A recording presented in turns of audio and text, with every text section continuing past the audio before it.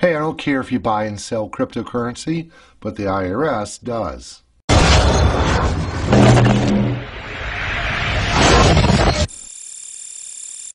Hi everyone, Keith Wilson here, spreading a wealth of information. I want to talk about cryptocurrency because lately there's been a lot of interest in this. You know, we're talking like Bitcoin and other cryptocurrency. We've seen some tremendous run-ups with Bitcoin as well as others, as well as pullbacks. Now, many people they're just fascinated with cryptocurrency, and because it's got, potential that it may have, but I believe some folks are not aware of how cryptocurrency is taxed. So it's kind of misleading. By having the word currency in the title, you may think it's not taxed. Well, the IRS has weighed in on this, and they want you to let them know that you own it. If you don't, could be a huge tax problem. So if we looked at the 2020 1040 tax form, it clearly asks right up front, have you received, sold, exchanged, or had any financial interest in any virtual currency? And you have to answer yes or no. But now, in the past tax years, this was not on the 1040, but now it's a lot harder for you to say you didn't know you had to report it. So if you think you can hide this, you simply can't, because the IRS is going to catch up with you.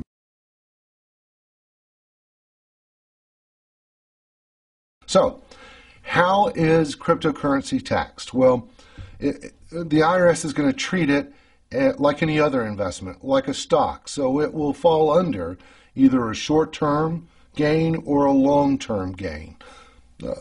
Here's an example. Let's say you bought Bitcoin late last year for $20,000. Then 3 months later, it had a tremendous run-up, and it was worth $50,000. So you decide to sell it, right? Well, in this example, your gain would be easy, $30,000. Since you held the shares, in this example, for less than 1 year, you would pay what is called a short-term gain, and it would be taxed at your ordinary income tax rate, which in 2020, that could range between 10 and 37%, depending on your income. Now, on the other hand, let's say you held it for more than 1 year, then you sold it.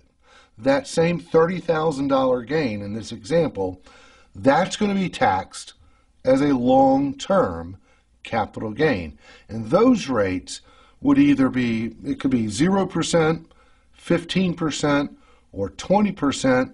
It depends on your income for 2020. However, let's say you sold that cryptocurrency for a loss. Now you can write it off as a capital loss up to $3,000, and the remaining amounts, they can be carried over for future tax years. Now, here's another thing. Let's dig a little deeper. A lot of companies may pay for work that you did. Instead of dollars, they'll pay you in cryptocurrency. Well, you've got to report that as well. And the difference is the cryptocurrency you received for work performed will be treated just like wages.